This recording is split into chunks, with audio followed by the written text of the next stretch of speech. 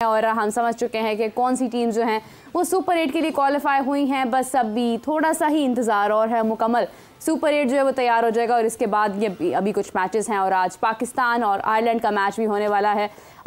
कल हमने देखा कि 10-10 ओवर्स का मैच हुआ इंग्लैंड और नामीबिया के दरमियान और इंग्लैंड क्वालिफाई कर गया, यानी बहुत अच्छी परफॉर्मेंस इंग्लैंड ने दी है। लेकिन अब देखना ही है कि पाकिस्तान का भी मैच हो पाता है या नहीं। क्या 10 ओवर्स का मैच होता है, 5 ओवर्स का होता है या मुकम्मल 20 ओवर्स का होता है। जो भी सूरत हाल होगी वो हम डिस्कस करेंगे। और दूसरी तरफ हम देखें तो ऑस्ट्रेलिया ने भी अपना मैच जीता।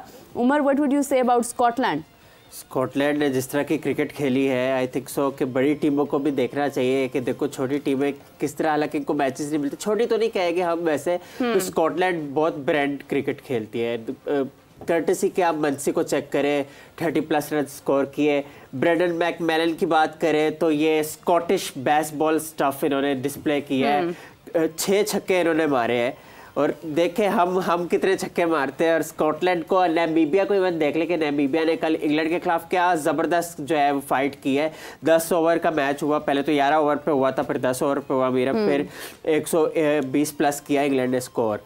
और आप ये देखें कि 80+ उन्होंने कर लिया। और सबसे इम्पोर्टेंट हाईलाइट उस मैच की ये थी कि साउथ अफ्रीका के और नामीबिया के ऑलराउंडर डेविड विसा अब रिटायर हो गए इंटरनेशनल क्रिकेट से।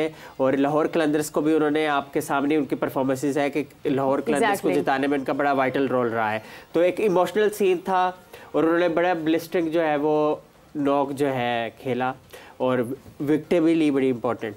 बिल्कुल सही बात है। So incredible performance by Scotland, but अफसोस के साथ वो नहीं जीत पाए हैं। सो एवरीवन, बढ़ते हैं अपने पैनलिस्ट की तरफ। आप सबकी जान, क्रिकेट की शान हाफिज़ इमरान। अस्सलाम वालेकुम हाफिज़ साहब, कैसे हैं आप? वालेकुम सलाम, मेरा बहुत शुक्रिया आपका। हाफिज़ साहब, जैसे अभी उमर कह रहे थे कि उन्होंने मतलब सिक्सेस लगाए, परफॉर्मेंस दी, हमारे प्लेयर्स के अंदर एक कॉन्फिडेंस की कमी, एक उस तरह से शॉट्स को ना मारना, क्रीज पर मौजूद रहना और सिंगल्स और डबल से काम चलाना एक बड़ा डिफरेंस है और एक बड़ी वजह है कि हम लोग खासे पीछे रह गए हैं। अभी जैसे इमाद वसीम की हम प्रेस कॉन्फ्रेंस की बात करें तो उन्होंने भी इजहार किया कि हम लोग बड़ी टीम्स में हमारा शुमार होता था, मगर आज हम डेफिनेटली हम परफॉर्म नहीं कर पा रहे हैं कहीं ना कहीं। तो जिस तरह से वो अपनी गलतियों का इजहार कर रहे हैं, गलतियों को देख रहे हैं, तीनों उन्होंने कहा कि तीनों जगह पर हमें काम करने की ज़रूरत है। What would you say about the press conference of Imad Wasim? देखिए, बात यह है कि जब आप हारते हैं और आप पूरे तरीके से हारते हैं तो फिर आपको अपना दिफा करना भी मुश्किल हो जाता है। बिल्कुल। और ये मुनासिब नहीं है कहना कि अकेला इमाद भी अगर ये कहें कि उनकी वजह से, सिर्फ उनकी वजह से टीम हार गई है, तो ये बात ऐसा नहीं है।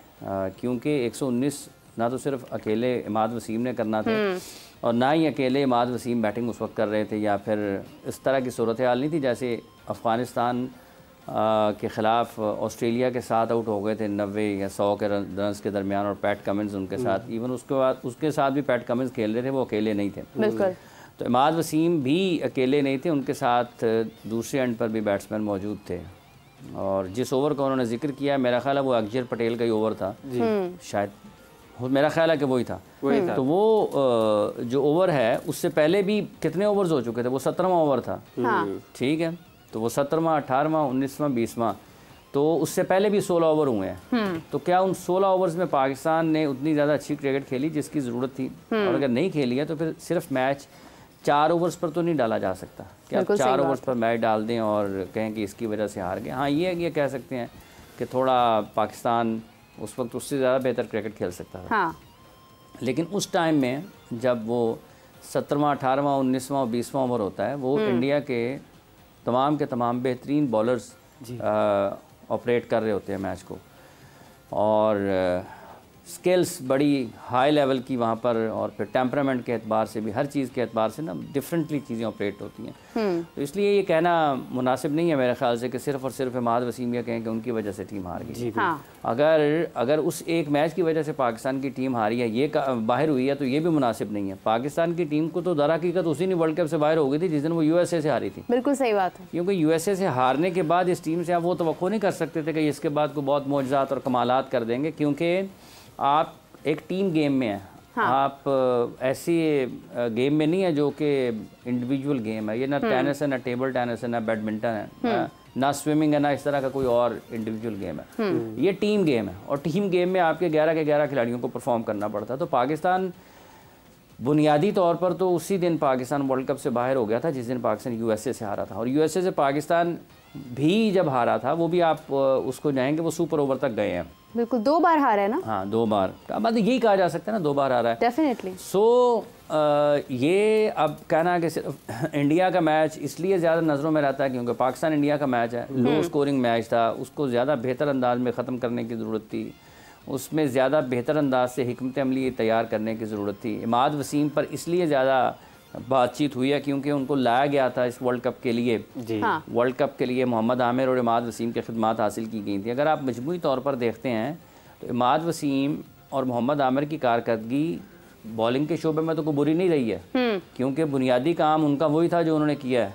एक सुपर ओवर वाला जो मामला है उसमें भी मोहम्मद आमिर के साथ मोहम्मद रिजवान का भी किरदार है ना, जब बॉल्स वाइड बॉल हो रहे हैं और पीछे जा रहे हैं और फंबल हो रहे हैं ना, उनके हाथ से बॉल निकले हैं, एक जहाँ पर वाइड था उसके बाद उन्होंने एक भाग के लिया तो 2 बन गए, और एक वाइड था भाग के 2 लिए तो 3 बन गए। बिल्कुल सही बात। इसमें अगर, और उससे पहले जो पाकिस्तान और यूएसए का मैच था, अगर वो सुपर ओवर तक आया था तो उसमें भी किरदार मोहम्मद आमिर का था, क्योंकि उन्होंने जो 3 ओवर्स किए थे उसमें उन्होंने कितने रन दिए थे।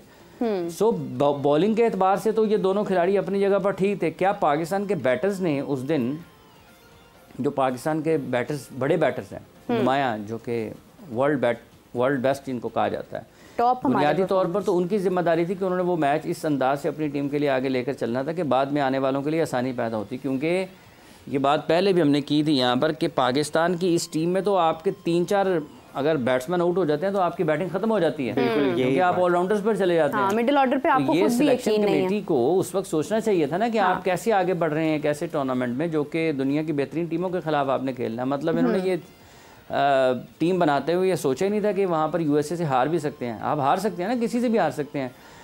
न्यूजीलैंड भी तो हारा है ना अफगानिस्तान से। सो अब ये सिर्फ और सिर्फ ये कहना कि वो उनकी वजह से इमाद की वजह से हार गए, उसके सबका अपना अपना हिस्सा है। हाँ, इमाद का जो उस वक्त किरदार था, जिस तरीके से उन्हें वो एक्जर का ओवर खेलना चाहिए था, वो नहीं खेल पाए। जो उनके स्कोरिंग जोन थे, अगर उस पर वो जाते तो हो सकता है जहाँ पर बॉल थे वहाँ पर उसको खेलने की कोशिश करते तो नताइज मुख्तलिफ आते। लेकिन 119 के स्कोर पर भी अगर आप 17वें ओवर तक चले जाएँ, इस एतबार से कोई 17वां ओवर पाकिस्तान के लिए ज़्यादा नुकसानदेह साबित हुआ है, तो उससे पहले भी 16 ओवर्स हुए हैं। फिर आपको हर ओवर के एतबार से देखना पड़ेगा कि कौन सी ओवर में पाकिस्तान ने कितने रन्स निकाले, कितने रन्स बनाए, और उसका क्या असर फिर पहले ओवर से शुरू हो जाए और 16वें तक आ जाएं। आपको लगेगा कि हर ओवर में पाकिस्तान 1-1, 2-2 रन कम करता रहा। अगर 1-1 रन भी कम करें हर ओवर में, तो आप देखें कि 16वें ओवर तक तो 16 रन बन जाते हैं, और 120 के मैच में 16 रन बहुत होते हैं। 6 रन से ही आ रहा है ना पाकिस्तान। तो 120 के मैच में, 119 के मैच में 16 रन बहुत होते हैं। सो अब ठीक है, एक लिहाज से कि उन्होंने अपनी नाकामी को तस्लीम किया है। एक प्रोफेशनल को ऐसे ही करना चाहिए, जहाँ पर उन्होंने कहा कि देखें, बिला वजह के वादे मुआहदे करना और ये कहना कि हम तो ये करने आए थे, गलतियों का वो किसी दूसरे के ऊपर मलबा डाल देना, इट इज़ नॉट। उसके पास ऑप्शन भी नहीं है, उनके पास ऑप्शन भी नहीं है, वो किसी पर डाल नहीं सकते, क्योंकि वो मैच में थे, अंडर परफॉर्म्ड वो थे उस वक्त वहाँ पे, वो उस सिचुएशन में थे, वो किसी के ऊपर डाल नहीं सकते हैं, क्योंकि जिस ओवर का उन्होंने जिक्र किया वो उस वहाँ पर वो खुद खेल रहे थे। और अगर वो डालते हैं, ये भी ठीक है, लोग बाज़ औक़ात डाल भी देते हैं किसी और के ऊपर, लेकिन इमाद के पास ऑप्शन कोई नहीं था। इमाद के पास कोई ऑप्शन नहीं था। मुझे सिर्फ ये एक उनसे गिला है कि जो आयरलैंड के ख़िलाफ़ पाकिस्तान ने मैचेस जीते थे और उसके बाद जो उन्होंने प्रेस कॉन्फ्रेंस की थी, उसमें जिन ख्यालात का इजहार उन्होंने किया था, वो नहीं करना चाहिए था। कि आप आयरलैंड को हराने के बाद कहें कि हमारी इंटेंट बेहतर हो गई, हमने बहुत ज़्यादा अच्छी क्रिकेट खेली हुई है, इस किस्म की जितनी भी बातें आप कह रहे हैं आयरलैंड के ख़िलाफ़, तो वो नहीं करना चाहिए था। बहरहाल एक प्रोफेशनल क्रिकेटर हैं पाकिस्तान के लिए, उन्होंने काफ़ी बरस तक क्रिकेट खेली है, बहुत सारे मैचेस में पाकिस्तान के लिए कामयाबियां भी हासिल की हैं। ये खेल का हिस्सा है, अगर कभी आप कामयाब होते हैं, कभी आप नाकाम होते हैं, और उस मैच में वो नाकाम रहे हैं, उन्होंने अपनी नाकामी को तस्लीम किया है, सो बात ठीक है, आगे बढ़ना है। वो ज़बरदस्ती तो पाकिस्तान की टीम में शामिल नहीं हुए थे ना, उन्होंने तो रिटायरमेंट ले ली थी। बिल्कुल तो जिन्होंने रिटायरमेंट उनसे वापस ली है, जो उन्हें टीम में लेकर वापस आए हैं, उनसे सवाल होना चाहिए कि आपने क्या तैयारियां की थी वर्ल्ड कप के लिए। और उन लोगों ने जिन्होंने 5-7 साल से पाकिस्तान की क्रिकेट को चला रहे हैं, उनसे पूछना चाहिए कि आपने 5-7 साल में पाकिस्तान के लिए कौन से खिलाड़ी हैं जो तैयार किए।